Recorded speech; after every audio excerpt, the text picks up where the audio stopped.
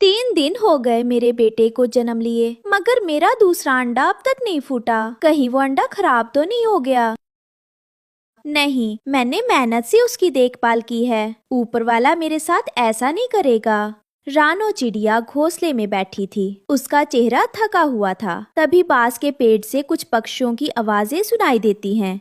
मरती है तो मरे। मैंने कल भी कहा था उसका अंडा खराब हो गया है, लेकिन वो चिड़िया तो जिद्दी है, किसी की सुनती ही नहीं।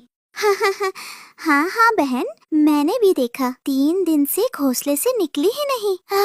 एक तो इतनी गर्मी, ऊपर से ये पागलपना। अरे हरियाली, क्या पता उसकी ममता सही हो। माँ का दिल यूं ही थोड़े कुछ महसूस करता है। तो क्या अब मिट्ठू भैया भविष्यवाणी भी करने लगे? अरे बच्चा होता तो अब तक निकल आता। 21 दिन बहुत होते हैं अंडे के लिए।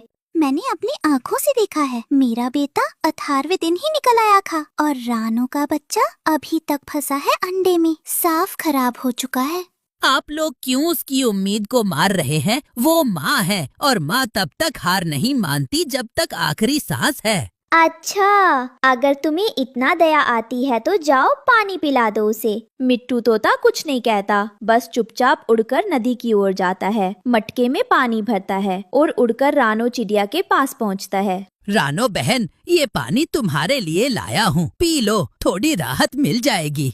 धन्यवाद मिट्ठू भैया। बेटा कुकू, तू भी पानी पी ले। पानी पीने के बाद रानो चिड़िया थोड़ा बेहतर महसूस करती है, लेकिन उसकी नजर बार बार अंडे पर जाती है। तभी हरियाली तोती और गोरी उसके पास आ जाते हैं। रानो, उस अंडे को फेंक दो, अब सिर्फ अपने बेटे पर ध्यान दो। नहीं, मुझे यकीन है, मैंने रात को उसमें हलचल और चू चू की आवाज सुनी थी। तुम्हारा बेटा कुकू अभी छोटा है, इस गर्मी में बीमार हो गया तो क्या करोगी? एक मुर्दा अंडे के लिए सब कुछ क्यों खतरे में डाल रही हो? हरियाली बहन, गोरी बहन, मुझे पूरा विश्वास है, कल रात मैंने अंडे में कुछ हरकत महसूस की थी और बहुत धीमी सी चूं चूं की आवाज भी।